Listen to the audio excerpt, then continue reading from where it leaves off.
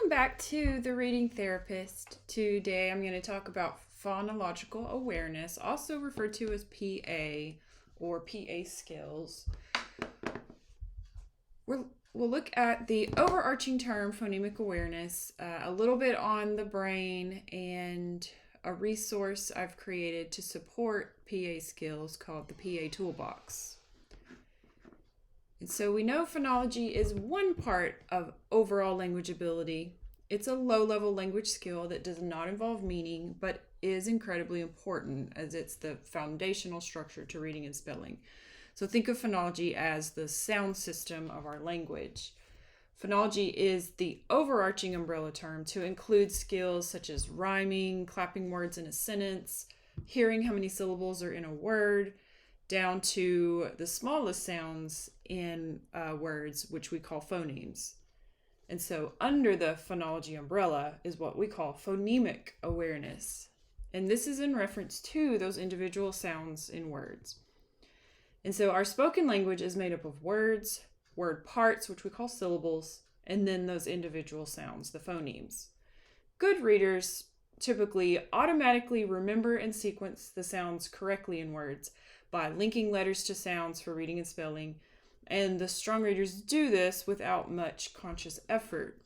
However, students with dyslexia or basic reading difficulties have trouble identifying, pronouncing, and recalling sounds.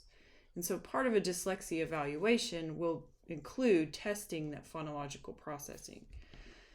So for just 1 minute a day, teachers, parents can implement a PA practice to build these phonological awareness skills, starting with simple phonology tasks and then progressing to more difficult phonemic awareness tasks where you're isolating, manipulating, and changing individual sounds. So to understand phonemes a little bit better, if you think of the word dog, d, a, g, has 3 phonemes. Now think of ship, sh, I, p, also 3 phonemes. The word bridge, b, I, j, has 4 phonemes. So you'll notice that words can have more letters than they do sounds, and that's because some letter pairs are making one sound. Or in the case of bridge, it has a trigraph, which are 3 letters, DGE, making one sound, j. And digraphs such as SH and TH, they're making one sound as well, like the sh in ship. Later, when you're getting into spelling development with your students, the students will use what they know about the sounds to then match to the graphemes they've learned to be able to spell the sounds using those graphemes. You can use sound boxes, also called Elkonin boxes or phoneme squares, and it's a really helpful tool for segmenting the sounds in words and then applying those individual graphemes to those sounds. It's also a multisensory way to build spelling. It's very easy to implement, and you want to use with regularly spelled words, so not irregular words, because there's something in the irregular words that is not following what we've learned about those sounds. Those are the words that you want to analyze why they're not regular, and then you just practice reading those regularly to build as a sight word. But when you get to, say, silent letters that are regular, like vowel, consonant, E, what we call bossy E words, you'll just tack that little silent letter next to the letter at the end. Because it's not making a sound, it wouldn't go in its own box. So for cake, k, a, k, just put the little E with K. But if you want to take it a step further, you could have your students cross out the E, but keep it there because we do have to spell with it. It just doesn't make a sound. So the tool is using phonemic awareness to build spelling skills by applying the grapheme to match each sound, even if that grapheme includes a silent letter. But most words with silent letters are going to be irregular though. So again, you want to introduce those another way. Now with brain research, we can now pinpoint areas of the brain responsible for the various abilities needed for reading and spelling and speaking. Wernicke's area figures out the meaning of the sounds. So a reader can then link the letters, the they see on a page to sounds and combine the sounds to form words. To read that word aloud, though, it must travel to Broca's area in order to speak. Both areas are in the cerebral cortex. Broca's is in the front lobe and Wernicke's is in the parieto-temporal lobe. So with this brain research knowledge, we now know that we can exercise parts of the brain just like you would your muscles.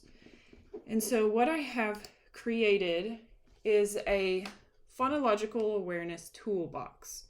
And it is full of 1-minute practices that you can just pull and do with your students. And it tells you exactly what you need to say up top. And then it has a list of words to use to practice with. And so I have followed the sequence of difficulty all the way through the manipulating and changing phonemes, which we know is a more harder skill for a lot of our kiddos.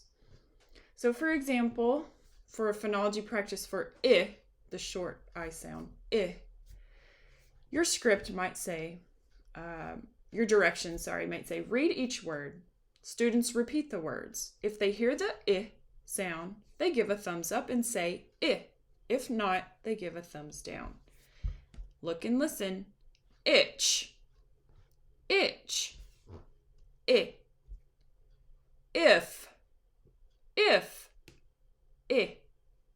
Sock, sock. And they would give a thumbs down.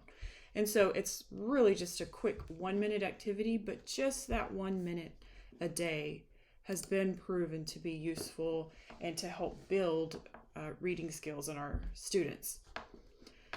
So where you can find some of my other resources, you can go to my website, The Reading Therapist, at www.amyteague.com, and that's AIMEETEAGUE.com. I have a lot of vowels in my name. I have some freebies and I have some other projects that I've worked on that they're a little more hefty. You can also find me, my store, Out of the Toolbox, at Teachers Pay Teachers, and so here's the link to that store.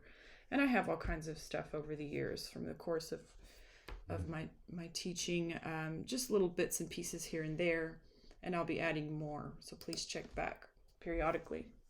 And I'm also on Facebook at, again, The Reading Therapist, so you can find me there where I post some of my resources, some of my freebies as well.